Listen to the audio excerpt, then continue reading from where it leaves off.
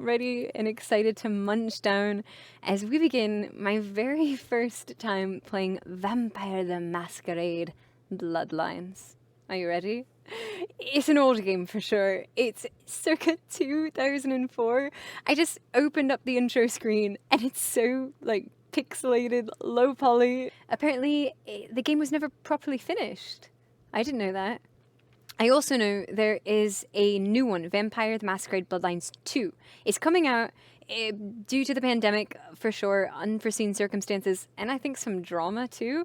The second one is being delayed, but it takes place in Seattle. That's where I live. So I'm really excited to see how that one will go. I gotta play the first so I can understand the second. We can't be Gangrel! No! My blood brother! We are Gangrels! How can you not be a Gangrel? Lame? Really? So in this one, can you be all of the clans in the first one, but then the second one, you cannot? It's only a select number of clans you can be? That's lame. I want to be my animal. What if I wanted to be my inner Ricky? I thought about it for today's stream, and then I was like, maybe not. Let's be our inner Jess for this one. I want to see what would be my clan. Like, I'll try to honestly answer the questions in the quizzes at the beginning, and I want to see which clan they would put me as.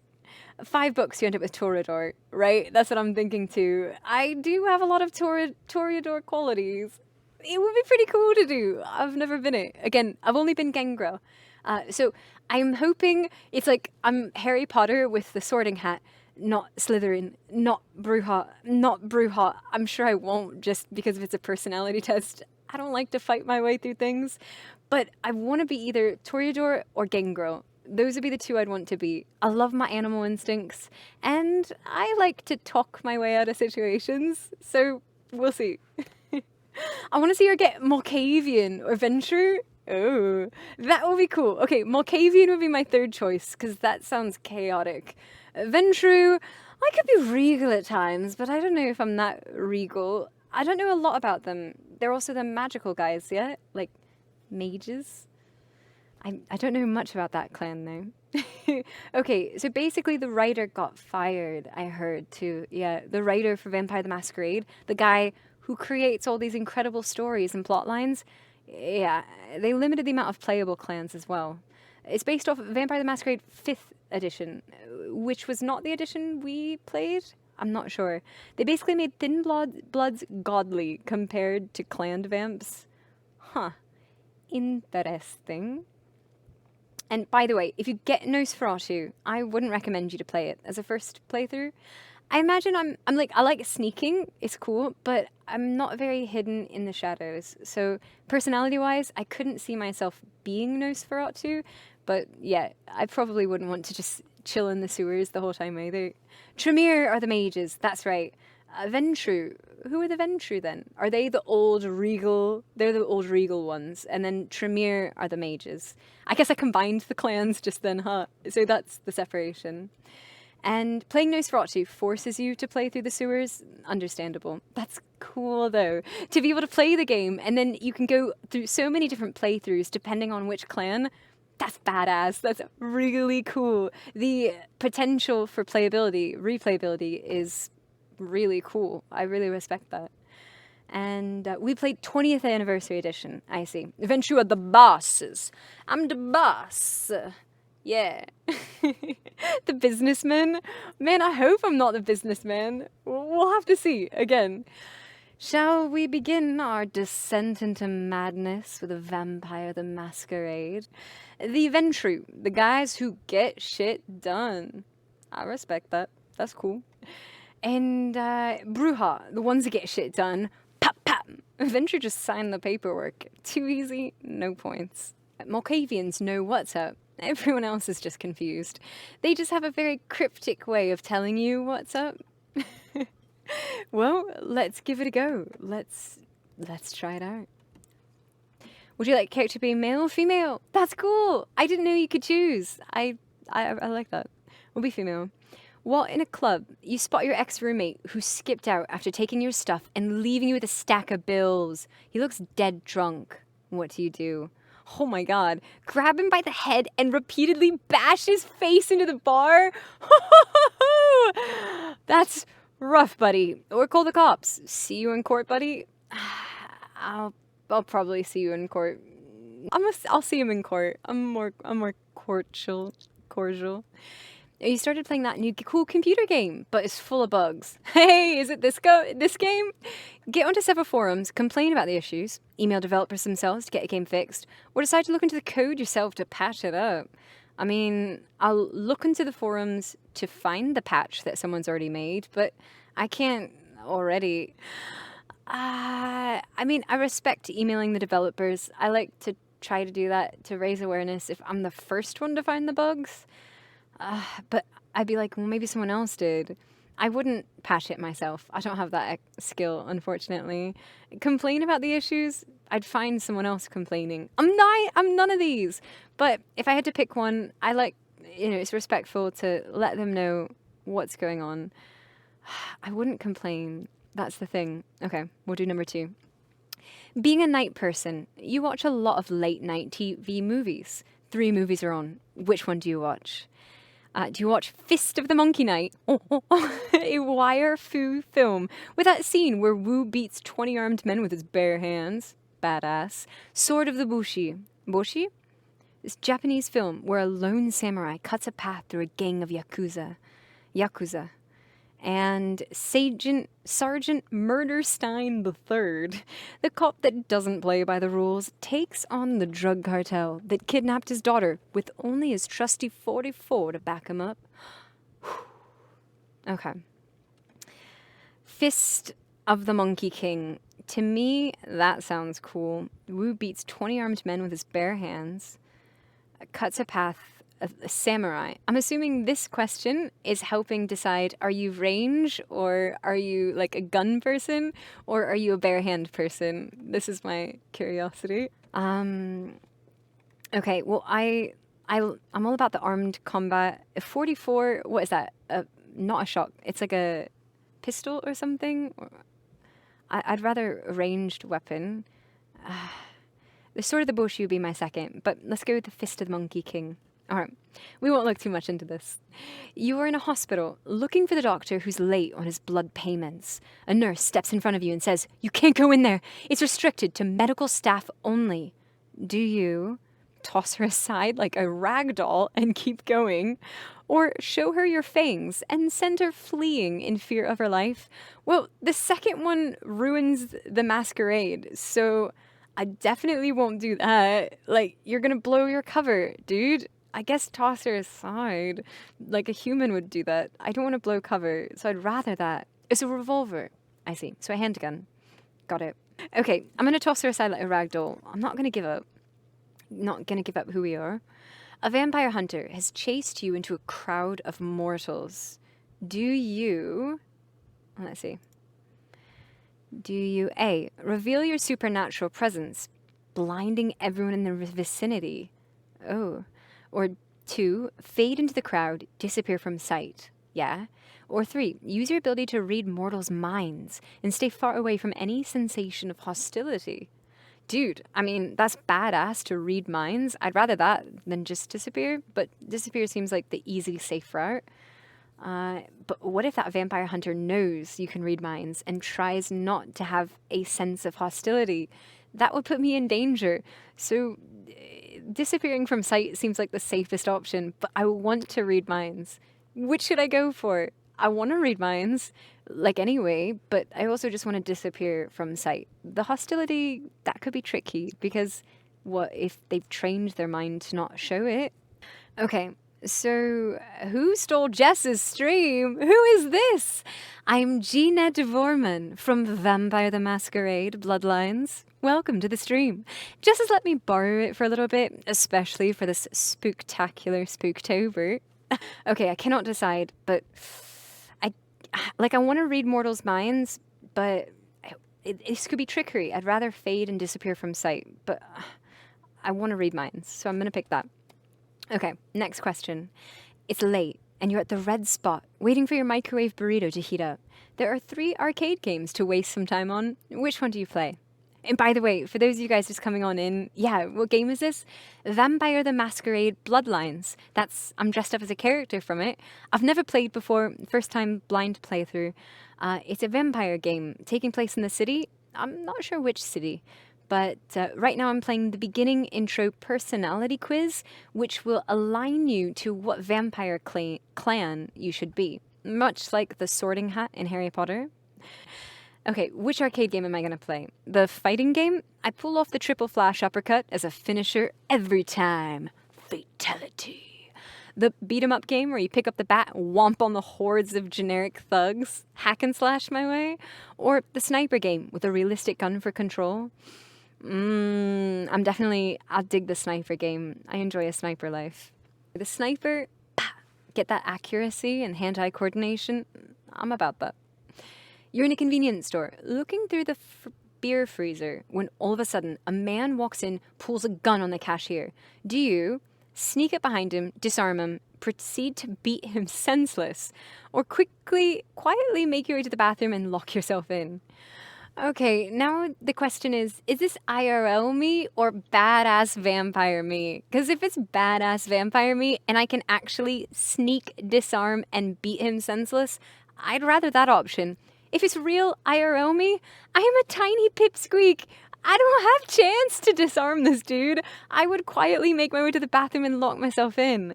I'm assuming we're going with badass vampire version of me, because there were some vampire-specific questions that I obviously cannot apply to me. All right, I'm going to beat him senseless.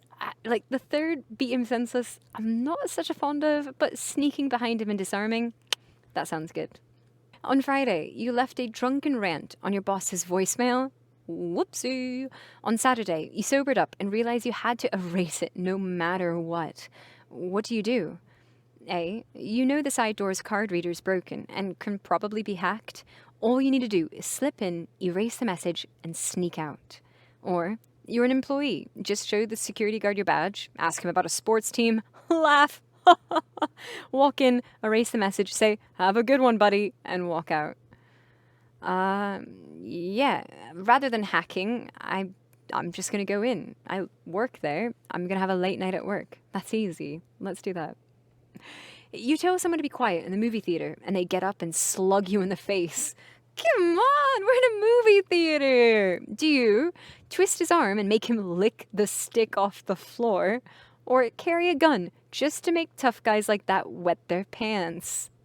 Wow. Well, if he's going to slug me in the face, that's hand-to-hand combat. I'll go back, twist his arm, make him lick the floor.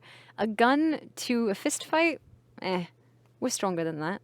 Let's lick the floor. The world's a cruel and unforgiving place, but you've gotten by so far. Why?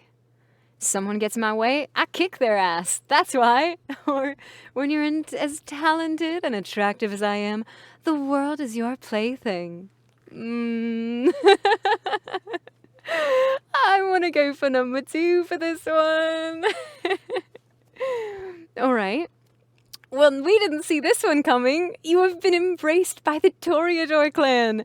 Known as artists, visionaries, and members of high society, Toreadors have a great connection with the mortal world through arts and entertainment.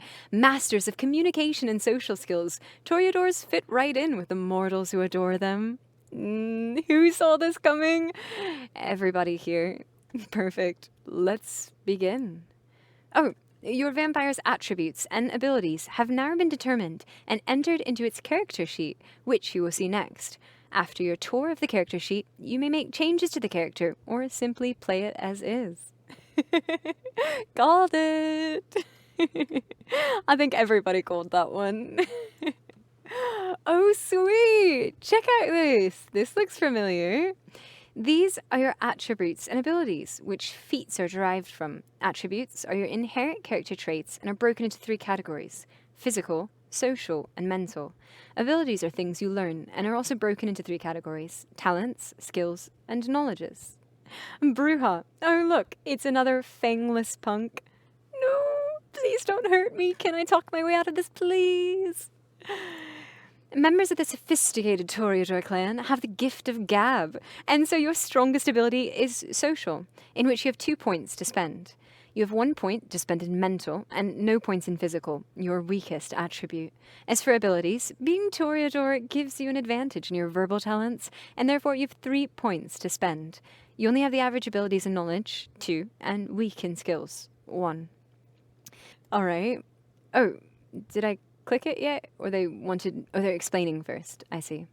Feats are the actions you perform in the game. Feats are derived from adding an attribute and an ability. An example would be the feat of lockpicking, which is derived from the attribute of dexterity and the ability of security. Hovering your mouse pointer over a feat will highlight the attribute and ability upon which it is dependent. Cool. Well, I love lockpicking, maybe. Inspection, research, haggling. Okay, public for sure. Haggling, intimidating, persuasion, and seduction. I gotta get a lot of points in those. And bashing, lethal, aggravated. You are a member of the Toreador clan, the vampires most connected to the mortal world. Toreadors glide gracefully and effortlessly through human society, sampling the artistic delights of each age as the gourmand savours rare delicacies. Their disciplines are auspex, aura perception, celerity, vampiric speed, and presence, vampiric charisma. This is your humanity. 7 is the norm. 10 is saintly, and the lower you go, the closer to the beast you become. Also, the lower your humanity, the greater your chances of frenzying. When a vampire goes into a frenzy, he loses all control and attacks any and all things around him. However, as you gain experience, you can spend experience points to increase your humanity. This is where your masquerade violations are displayed. The masquerade is a code by which many vampires unlive. Anytime a vampire is seen doing a supernatural act by a mortal, it is considered a masquerade violation. You have 5 chances. In each strike will have repercussions. If you commit 5 masquerade violations, you will be dealt with harshly. This is where all information on things you are hovering over is displayed. Sweet. The auto level on and off button is a toggle that allows you to decide whether you want the computer to allocate the experience points you earn in the game among your attributes, abilities, and disciplines, or whether you wish to allocate them yourself. I want to do that myself. The reset stats buttons, another toggle, allows you to clear out the point allocation so you can start over. Oh, that's cool, without repercussion. The cancel button allows you to return to your last point in the game without changing your character sheet. Once you're satisfied with the character settings, click on the accept button to play the game. Cool! Well, I'm unnamed currently, but we can definitely name myself. I didn't think of this. What should I be called? Just Jest? I could be Jest. Dracujest. Dracujest, I like that. Spooky Jest, Dracujest. Dracula. We'll keep thinking. If you guys can think of clever names, let me know. Otherwise, let's see where we can place our attributes. Should we put our social... Does this mean I can put it... I can't put it here. It's either got to be manipulation or appearance. So it can either put measures manipulation, character's ability to exploit people and events for haggling, or appearance, physical attractiveness of your character, foundation of seduction. Ooh, should we go more haggling or seduction? Seduction's easy for like queen of all trades, just every situation. Haggling, I don't really know what I need material possession-wise. Let's go appearance. Oh shoot, I messed up. Oh, I see. I could put that down or place it there. Oh, I get 2 points to spend. Charisma, maybe. Measure your character's ability to sway others through personality. Yes, let's do charisma as well. We'll do charisma and appearance, but manipulation's important too. I understand now. Count Chocula. Count Ricula. Okay, let's check out mental. We got 1 point here. Either perception, awareness of surroundings, ranged combat, and inspection. Intelligence, learn, think, and remember. Research and intimidate. I like that. Wits, the sharpness of your character's mind, an ability to think on their feet. Combat defense, and hacking. I'm going to put intelligence. Let's put it there. I like wits, but I guess combat defense would be important. Hacking, I'm just not so interested in, so maybe that's why. Why is celery a discipline? Is mayonnaise an instrument? Celery is a discipline? Celerity. Celerity is vampiric pre-eternal speed. The world will seem to slow while you remain unaffected. All but the first level of celerity are obvious supernatural acts, and using them in safe areas is considered a violation of the Masquerade. I see. Okay. So we'll have to put something in discipline. Presence. Strike mortal fear into the hearts of their opponents. Oh, I do enjoy that. Reduces enemies' effectiveness in combat. I like presence. Celerity, it's good to have speed. I guess if I'm trying to run away from baddies, as I'm not good at physical, maybe celerity is very important for me. And auspex enhances your mental faculties and allows you to perceive the auras of those around you, as well as see better in the darkness. That's cool too. I would want to do auspex too, but gotta go fast. I'm guessing in a fight, I'd rather be celerity than either of these two, but auspex sounds cool to have, maybe to gain in the future. Abilities. Talents. I get 3 talents. Brawl, dodge, intimidation, and subterfuge. Conceal motives and deceive others. I love that. Let's put one there. Intimidation, ability to instill fear, force cooperation in others. Intimidation, naturally, increases your intimidate feat. Dodging, I like to dodge. Let's dodge so that we can avoid any combat. And brawling barehanded. Not too interested, to be honest, in any of that. So maybe intimidation or a little more subterfuge? Imagine having the powers of celery. -4 calories. I don't know what to put for the last talent. So we'll go to skills now. I get 1 skill. Firearm, melee, security, or stealth. Ooh, stealth is important. Security, systems, nah. Melee, nah. Firearms, be badass. Range combat is probably what I would want to seek, since I'm not very good at brawling or pure brute strength.